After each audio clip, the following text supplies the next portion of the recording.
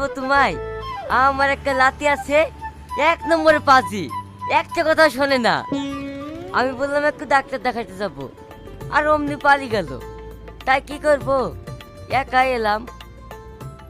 আর তাছাড়া ও কলেজে পড়াশোনা করে তো, তাই হুকুম টুকুম তেমন করি না। ও, কোন কলেজে পড়ে আপনার নাতি? এই তো বেতাই কলেজে। আমিও তো এই কলেজে পড়ি। কি নাম আপনার নাতির? শাহিন। শাহিন? শাহিনকে চেনো বুঝি?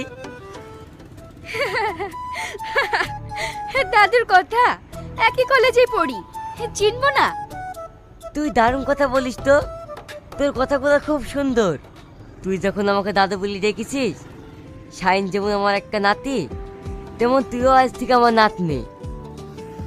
আমাদের বাড়িতে বেড়াতে যাস। ঠিক আছে দাদু, যাবো। একা যেতে পারবেন তো? হ্যাঁ মা, পারবো।